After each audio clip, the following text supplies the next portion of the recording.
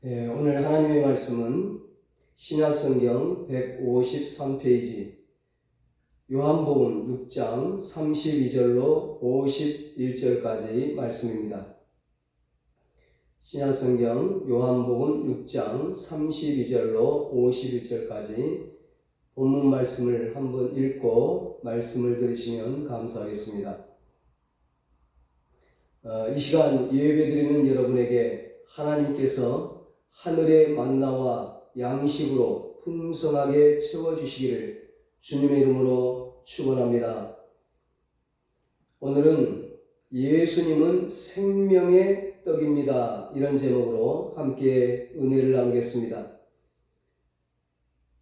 여러분 명절에 떡 많이 드셨습니까? 오늘은 떡 얘기를 좀 하려고 합니다.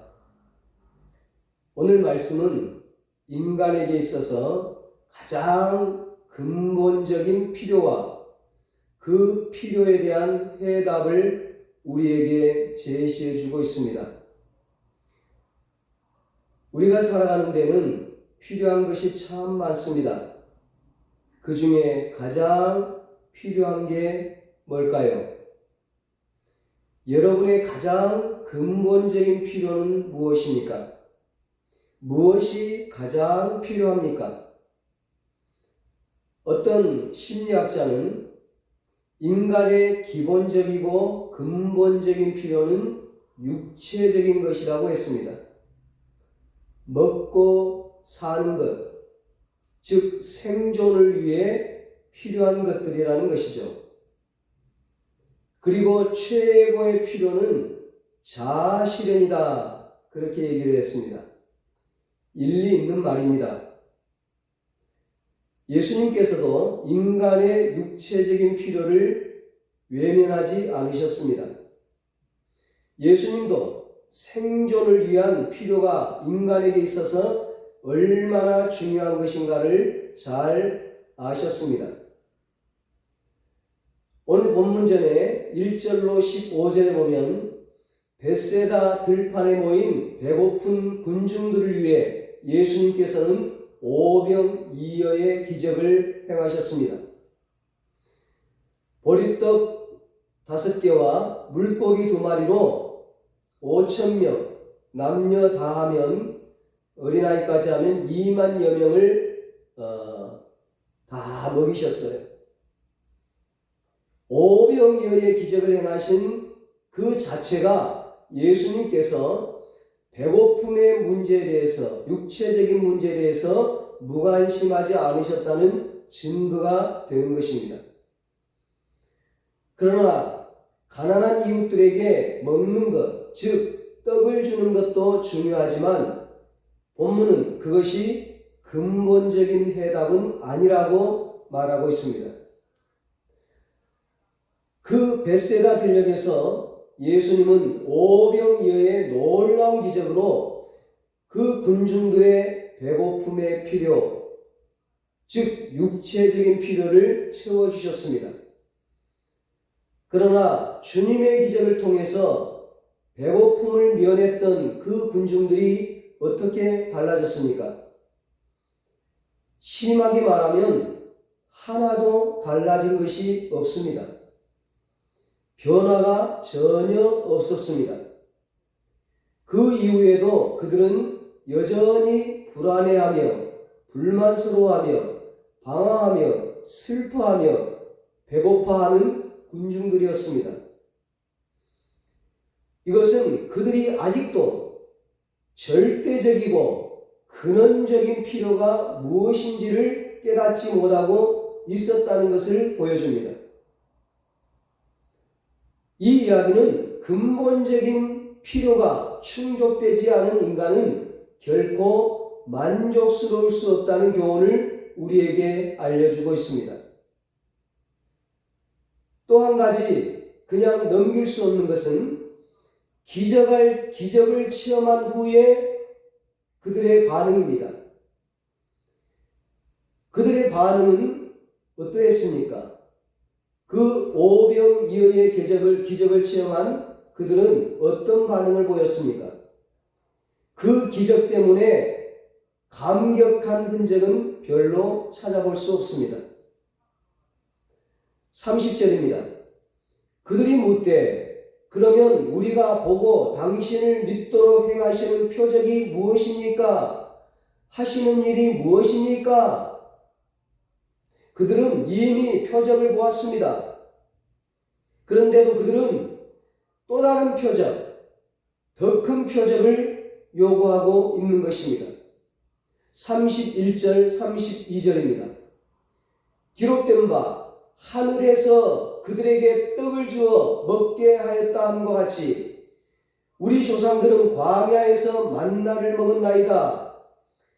예수께서 이르시되 내가 진실로 진실로 너희에게 이르노니 모세가 너희에게 하늘로부터 떡을 준 것이 아니라 내 아버지께서 너희에게 하늘로부터 참떡을 주시나니. 예수님께서 오병이어의 놀라운 기적을 그들에게 행하셨지만 그 당시의 백성들은 오히려 이렇게 말합니다. 예수님, 그 정도의 기적 가지고는 안 됩니다. 아직 당신은 모세보다 못합니다. 모세는 광야에서 40년 동안 만나를 내리게 해서 200만 명이나 되는 그 많은 사람들의 필요를 만족시켜 주었습니다. 우리는 하루분의 양식을 채워주는 이 정도의 기적으로는 만족하지 못합니다. 예수님은 적어도 40년간은 우리의 인생을 책임져 주셔야 합니다. 우리의 먹을 것, 입을 것, 육체적인 필요를 우리 모든 생에 필요한 것을 다 예수님이 책임져 주셔야 합니다. 이런 식으로 나오는 거예요. 엄청난 기적을 맛보고도 주님 앞에 더 크고 더 많은 기적을 요구하면서 끝없이 불평하는 그 당시의 백성들을 한번 보세요. 그러면 그들이 말하는 모세 당시에 있었던 백성들은 하늘에서 그 만나를 내리시는 40년간 만나를 내리시는 그 기적을 보면서 그들이 만족했습니까? 그렇지 않습니다. 그들도 만족하지 못했어요. 여전히 원망하고 불평했어요. 오히려 하나님 왜 항상 만나만 주십니까? 이제는 지겨워요. 다른 것 좀 주세요. 원망 불평하며 하나님과 모세를 대적했습니다. 이 백성들은 아직도 그들에게 정말 무엇이 필요한지 알지 못하고 있는 것입니다. 예수님은 오늘 본문을 통해 우리에게 진정한 필요, 근원적인 필요가 무엇인가를 말씀하고 있습니다.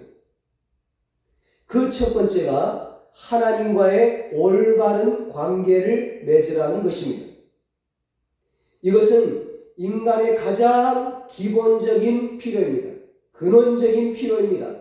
37절에 말씀합니다. 아버지께서 내게 주시는 자는 다 내게로 올 것이요 내게 오는 자는 내가 결코 내쫓지 아니하리라.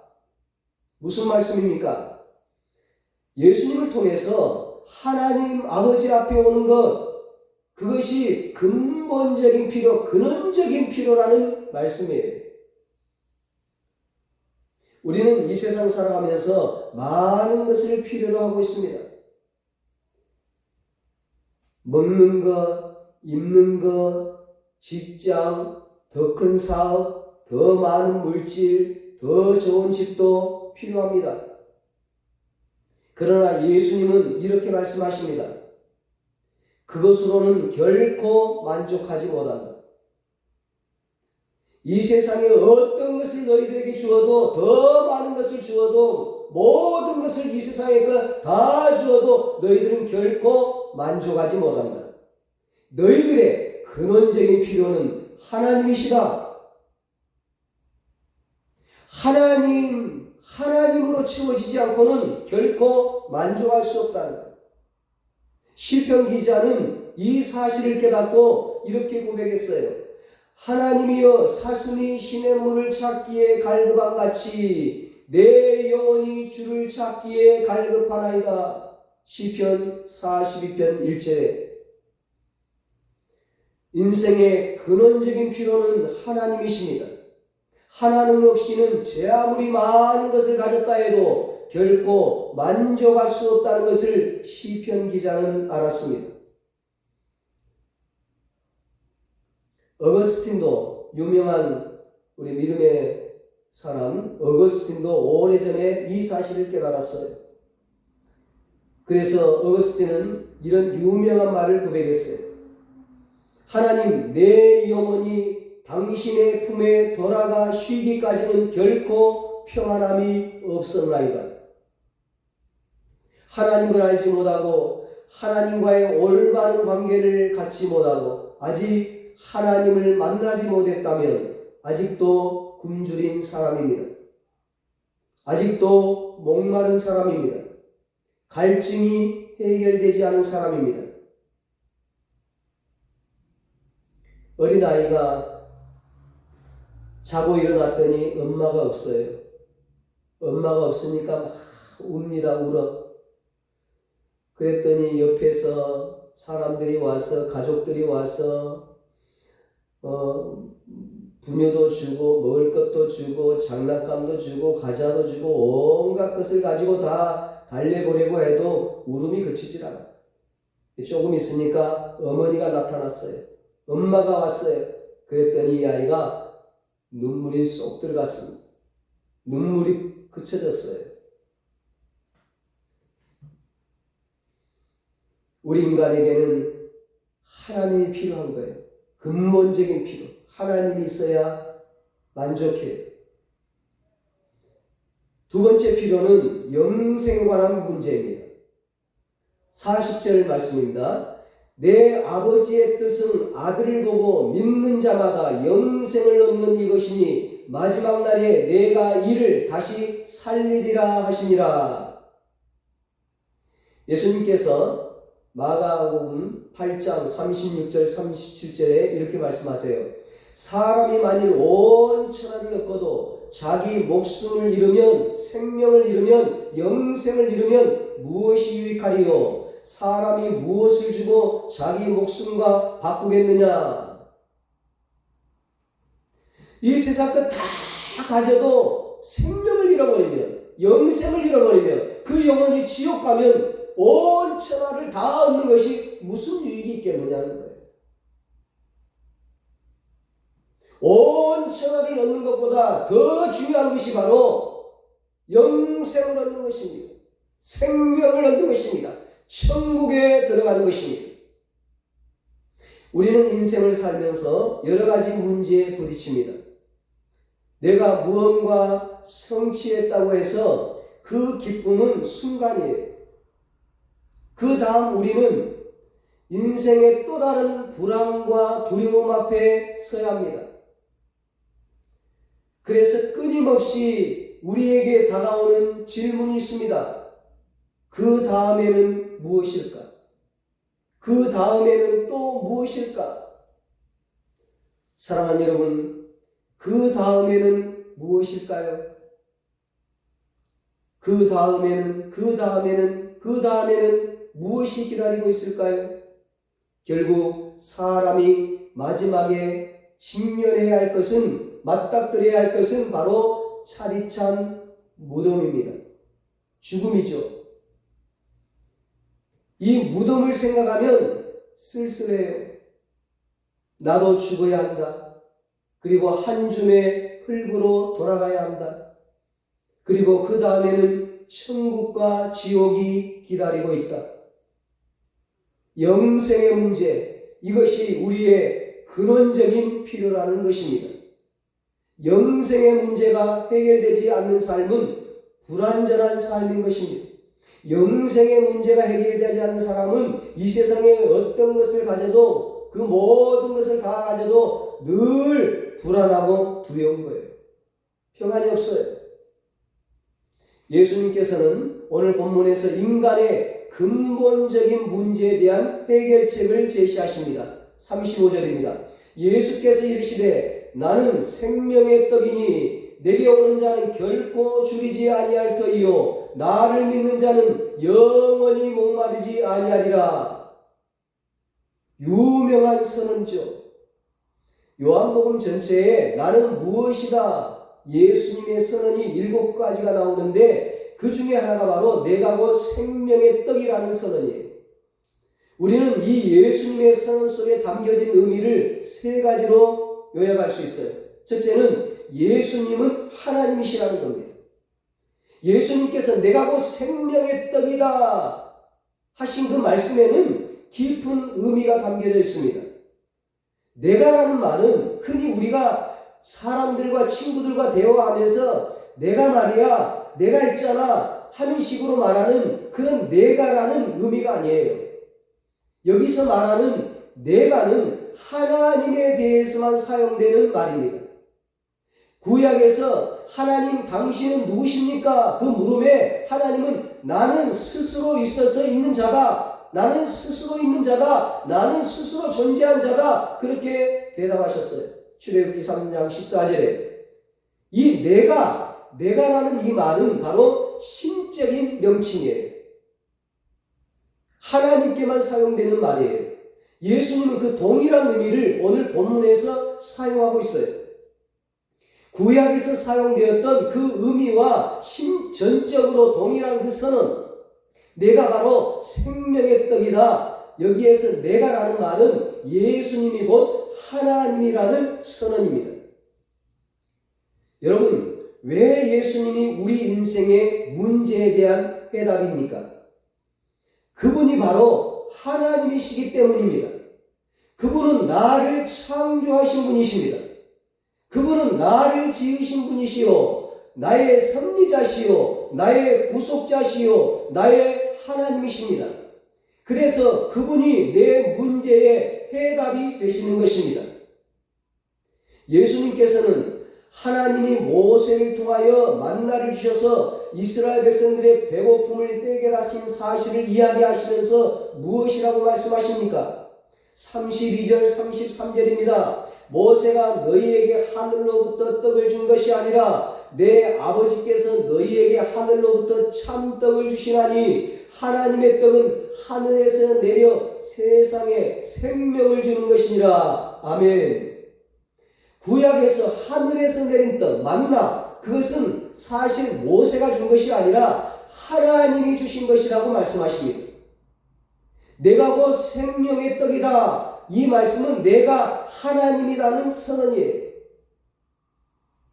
구약 광야의 이스라엘 백성들은 매일 만나와 메추라기를 먹었지만 그들은 다 죽었습니다. 믿음의 사람들은 매일 생명의 떡이신 예수님을 먹어야 합니다. 광야의 만나는 육적인 양식이지만 생명의 떡이신 예수님은 영적인 양식입니다. 영적인 양식을 먹어야 영생을 얻습니다. 영적인 양식을 먹어야 영원히 사는 것입니다. 천국에서. 육적인 양식만 먹으면 안 돼요. 영적인 양식을 먹어야 돼요. 예수님을 믿고 예수님을 바라보고 예수님의 말씀을 먹고 예수님의 이름으로 기도하고 예수님과 동행하는 삶을 살아야 합니다. 그러면 영원히 죽지 않습니다. 영생을 얻습니다. 생명을 얻고 더 풍성하게 되는 삶을 살게 되는 것입니다. 예수님께서 십자가를 지시기 전에 제자들과 함께 최후 만찬을 하셨어요. 떡을 떼어주시면서 이 떡은 십자가에서 찢길 내 살이다. 내 살은 참된 양식이요 이 떡은 생명의 양식이라고 말씀하셨어요. 잔을 나눠주면서 이 잔은 십자가에서 흘릴 내 피다. 내 피는 참된 음료다. 생명의 피라고 말씀하셨습니다. 내가 곧 생명의 떡이다. 내가 곧 생명의 피다. 이 말씀은 내가 하나님이라는 선언이에요. 우리가 예수를 믿는다, 예수를 영접했다 했을 때 그것은 엄청난 일입니다. 엄청난 사건입니다. 그 말은 그리스도가 내 안에 있다는 얘기예요. 바꿔 말하면 하나님이 내 안에 계신다는 것입니다. 하늘과 땅을 창조하신 그 창조주 하나님, 그 하나님이 나의 하나님이시라면, 그 하나님이 내 안에 계시다면 내게 무슨 부족함이 있겠습니까? 그 무엇이 두렵겠습니까? 그래서 그분이 해답이십니다. 하나님이 해답이시고 하나님이신 예수님이 생명의 떡이신 예수님이 해답이신 거예요. 두 번째로 예수님 자신이 해답이시라는 겁니다. 우리의 진정한 필요는 예수님이 우리에게 주시는 그 무엇이 아니라 바로 예수님 자신입니다. 탕자가 아버지를 떠날 때 그 탕자의 필요는 무엇이었습니까? 그 탕자의 필요가 참 많았어요. 우선 이 탕자에게는 독립이 필요했습니다. 혼자 살고 싶은 거예요. 아버지를 떠나서 마음대로 살고 싶었습니다. 마음대로 즐기고 싶었습니다. 아버지, 저에게 유산을 주세요. 저에게도 자유를 좀 주세요. 아버지 품을 떠나 살게 해주세요. 제 마음대로 이제 여행도 하고 싶은 대로 마음껏 하면서 살게 해주세요. 아버지 밑에서 언제까지 이렇게 죽치고 살아만 합니까? 그 아버지를 향한 불평, 불만이 막 쌓여 있었어요. 이 둘째 아들에게는 많은 필요가 필요한 것이 쌓여 있었습니다. 그러나 여러분, 탕자가 그 많은 것을 아버지 유산을 받아가지고 먼 나라로 가서 먹고 마시고 즐기면서 다 허랑방탕하게 써버렸어요. 그 탕자가 그 먼 나라에 가가지고 모든 것을 탕진하고 거지가 되어서 집으로 돌아옵니다. 집으로 돌아오는 그날 그 탕자에게 진정 필요했던 것은 한 가지밖에 없었어요. 다른 아무것도 필요 없고 그에게 필요한 것은 오직 아버지였습니다.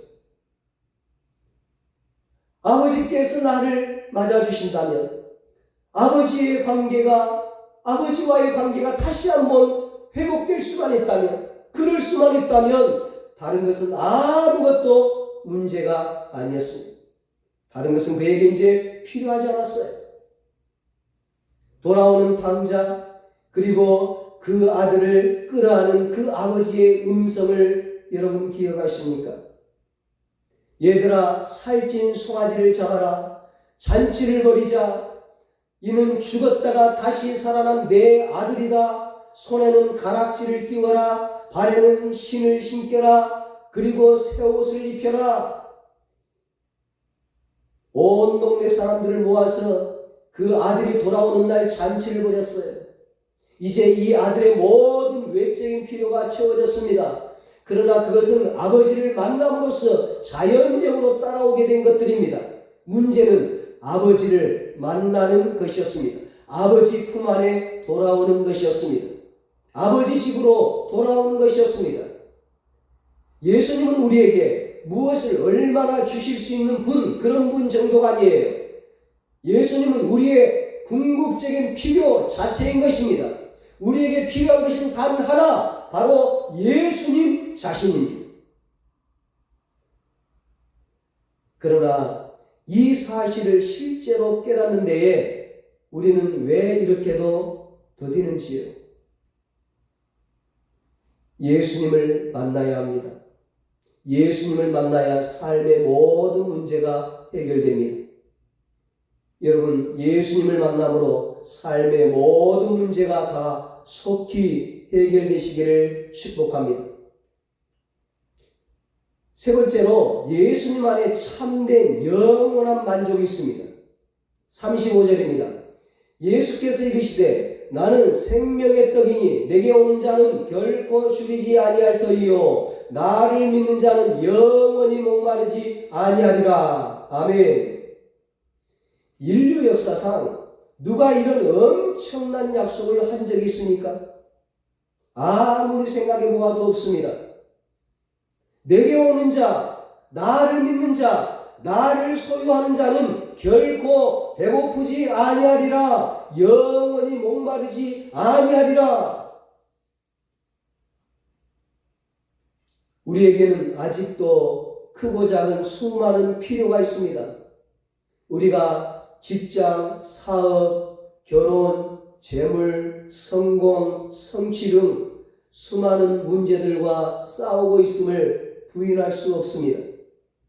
그러나 예수 그리스도를 믿고 신뢰했을 때 적어도 우리 인생의 근본적인 문제는 해결되는 것입니다. 근본적인 문제만 해결되면 우리의 인생은 행복한 인생인 거죠. 축복의 인생인 거죠. 성공의 인생인 거죠. 그 근본적인 문제, 바로 구원의 문제가 해결되었습니다. 영생의 문제가 해결되었습니다. 무덤 저 건너편에는 영원한 본향에 대한 소망이 있습니다. 천국에 대한 소망이 있습니다. 이 근원적인 문제를 해결할 수 있게 된 것은 바로 우리 그리스도인의 특권인 것입니다.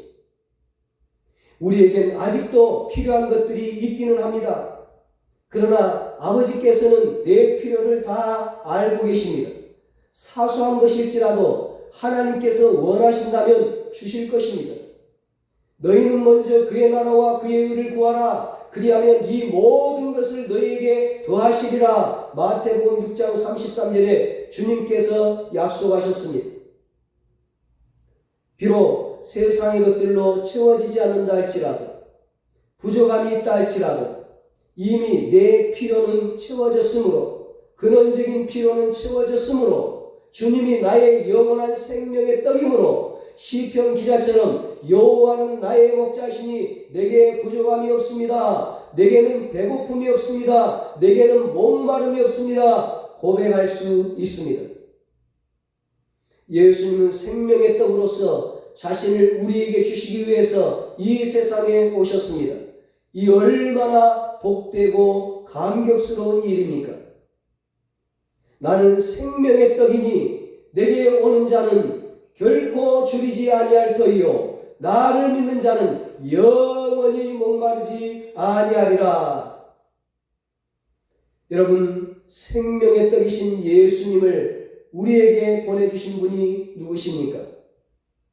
하나밖에 없는 독생자 예수님을 날 위해 십자가에 내어주신 분이 누구십니까? 하나님 아버지십니다. 우주 만물을 창조하시고 다스리시는 아버지, 하늘과 땅을 주장하시는 아버지, 인간의 생사화복을 주장하시는 아버지, 그분께서 나의 아버지시라면 두려워하지 마십시오. 불안에 쌓일 필요가 없습니다. 아버지께서 나와 함께 계십니다. 아버지는 내 편이십니다. 나를 도와주십니다. 나의 필요를 아시고 풍성하게 채워주십니다. 흔들어 넘치도록 채워주실 것입니다. 자기 아들을 아끼지 아니하시고 우리 모든 사람을 위하여 내주시니가 어찌 그 아들과 함께 모든 것을 우리에게 주시지 아니하시겠느냐. 로마서 8장 32절에 말씀하고 있습니다. 그렇습니다. 생명의 떡이신 예수님을 믿는다는 것은 예수님과 함께 하늘과 땅의 모든 것을 다 소유하고 다 가지게 되는 것입니다. 다 잃어도 예수님만 잃지 않으면 모든 것을 잃지 않은 것입니다. 다 가지는 것입니다.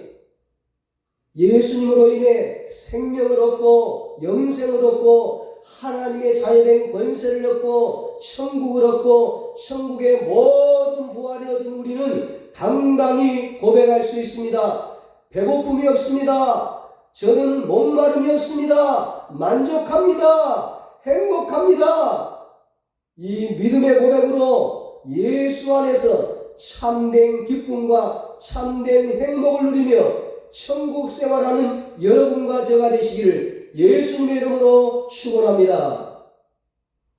기도하겠습니다. 하나님 아버지, 생명의 떡이신 예수님으로 인해 우리가 생명을 얻고 영생을 얻게 하시니 감사합니다. 하나님 자녀된 권세를 얻게 하시니 감사합니다. 천국을 얻고 천국의 모든 부활을 얻게 하시니 감사합니다. 생명의 떡이신 예수님을 믿고 예수님을 바라보고 예수님의 말씀을 먹고 예수님의 이름으로 기도하고 예수님과 동행하는 삶을 살아서 배고픔이 없는, 목마름이 없는, 영원히 만족한, 영원히 기쁘고 영원히 행복한 천국 생활하는 우리 모두가 되게 하여 주시옵소서. 이제는 우리 주 예수 그리스도의 무한하신 은혜와 하나님 아버지의 사랑하심과 성령님의 위로하시고 교통하시고 영원토록 함께 하시는 은혜가 생명의 떡이신 예수님과 함께 참된 기쁨과 참된 행복을 누리며 천국 생활하기로 다짐하는 사랑하는 모든 성도들과 저들의 가정과 자녀들과 사업과 직장 위에 이 나라 이 민족 위에 이제로부터 영원토록 함께 있을지어다. 아멘.